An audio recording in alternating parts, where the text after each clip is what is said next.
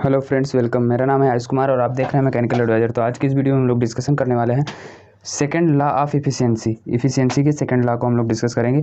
Means यहाँ पर हम इफ़िशियंसी ऑफ सेकंड निकालेंगे, तो इसका क्या मीनिंग है, इस सारा कुछ हम डिस्कस करेंगे। तो आप इस वीडियो को लास्ट तक ज़रूर देखिएगा, आपको ज़रूर हेल्प मिलेगी। यहाँ पर हम डिस्कस करेंगे रिवर्सिबल इंजन के लिए और रेफ्रिजरेटर के लिए, और तो आप लास्ट तक ज़रूर देखिएगा, आपको बहुत ही हेल्प मिलने वाली है। सपोज करिए यहाँ पर हमने दो इंजन लिए हुए हैं, ओके, जो डिफरेंट टेम्परेचर लिमिट पर वर्क कर रहे हैं। यहाँ पर इसका जो सोर्स का टेम्परेचर है 600 केल्विन है और यहाँ पर 1000 केल्विन है, ओके, 1000 केल्विन है और यहाँ पर 600।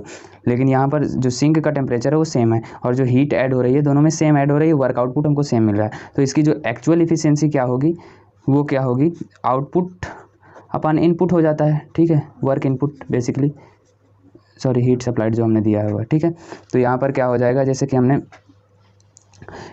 हमको आउटपुट क्या मिला 30 डिवाइडेड बाई क्या होगा, हीट सप्लाइड क्या है 100, ठीक है।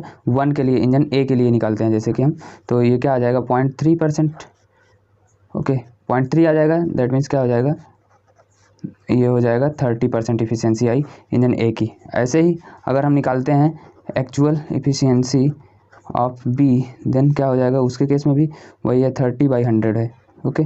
तो ये क्या आ जाएगा, ये भी 30% आ जाएगा, ओके, 30% आ जाएगा। बट ये एक्चुअल एफिशिएंसी है इंजन की, ठीक है। अगर हम रिवर्सिबल एफिशिएंसी की बात करें इस इंजन में, तो क्या होगा, ये रिवर्सिबल एफिशिएंसी ऑफ ए क्या हो जाएगा, 1/T lower upon T higher होता है, ठीक है। तो यहाँ से क्या हो जाएगा 1 माइनस T लोअर कितना है 300 केल्विन टेम्परेचर है और यहाँ पर 600 है, ठीक है। तो ये क्या हो जाएगा 0.5, दैट मीन्स क्या आ जाएगा, ये 0.5 आ जाएगा। इसका मतलब क्या है कि जो इसकी रिवर्सिबल इफिशियंसी आएगी वो 50% आ जाएगी, 50% आ जाएगी, ठीक है। इसकी रिवर्सिबल इफिशियंसी क्या होगी, 50% होगी इंजन ए की। और इंजन बी की अगर हम बात करें reversible efficiency of B, then क्या हो जाएगा 1 minus T lower 300 kelvin and 1000। तो यहाँ पर क्या आ जाएगा, इसको सॉल्व करेंगे तो ओवरऑल इसकी रिवर्सिबल इफिशियंसी आएगी बी की जो है वो 0.7 आ जाएगी, ठीक है। यहाँ से ये कट 0.3 है तो दैट मीन्स 0.7 हो गया, ठीक है। इसका मतलब क्या आ जाएगा 70% आ जाएगी, ठीक है। तो देखिए यहाँ से तो ये इफिशियंसी डिफरेंट आई, ओके, और दैट मीन्स इनकी कौन सी रियल इफिशियंसी है और कौन सी नहीं है। तो इसके लिए हमको यहाँ पर ये सेकंड लॉ ऑफ इफिशियंसी के कॉन्सेप्ट को इंट्रोड्यूस करना पड़ा। तो यहाँ पर क्या होता है, इफिशियंसी ऑफ यानी reversible engine second efficiency equals to क्या होता है, efficiency actual efficiency divided by reversible efficiency of the engine, okay. ये होता है हमारा सेकंड लॉ ऑफ इफिशियंसी।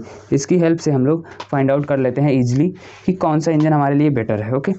तो यहाँ से देखो, हमने अगर ए के लिए निकाला सेकंड इफिशियंसी ऑफ ए, तो क्या हो जाएगा 0.3 है एक्चुअल और 0.7 है रिवर्सिबल, तो क्या आ जाएगा 0.45% है, ठीक है।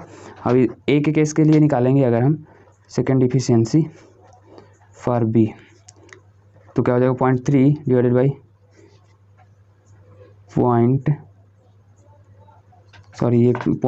ये ए के लिए था, सॉरी ये बी के लिए है, ये इसकी रिवर्सिबल एफिशिएंसी ये आई थी 0.5 आई थी उसके केस में,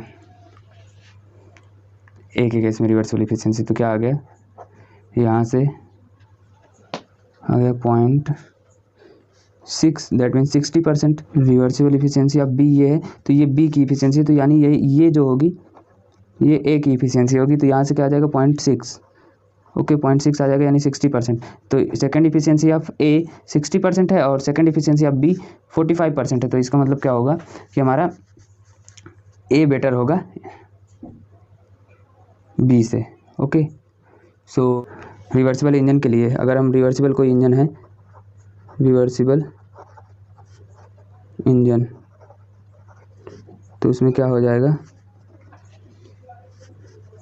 उसके लिए एक्चुअल जो होगी इफिशियंसी वही आउटपुट अपन इनपुट हो जाएगा, और जो रिवर्सिबल इफिशियंसी होती है टेम्परेचर लिमिट पे डिपेंड करती है।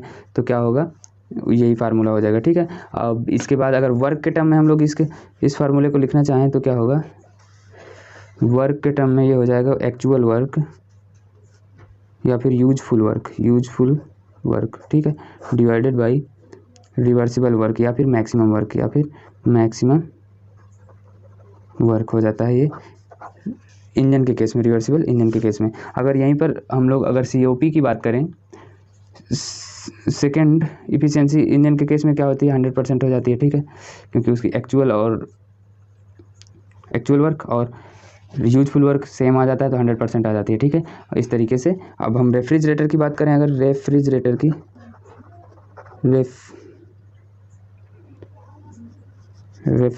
की बात करते हैं तो क्या हो जाएगा, सेकेंड इफिशिएंसी ऑफ रेफ्रिजरेटर क्या होगा, COP एक्चुअल COP अपन रिवर्सिबल COP, ठीक है, क्योंकि रेफ्रिजरेटर के केस में क्या होता है हमारे पास COP होती है, इफिशिएंसी नहीं। अगर हम इसको वर्क के टर्म में लिखना चाहें तो रिवर्सिबल वर्क अपान एक्चुअल वर्क होगा, ठीक है, actual work, second efficiency of refrigerator, ठीक है। तो ये इस तरीके से सेकेंड लॉ ऑफ इफिशिएंसी हम लोग फाइंड आउट करते हैं। तो आई होप कि आपको क्लियर हुआ होगा। सो उम्मीद करते हैं कि आपको क्लियर हुआ होगा। तो प्लीज़ वीडियो को लाइक करिए, शेयर करिए, चैनल को सब्सक्राइब करिए। Thank you for watching me.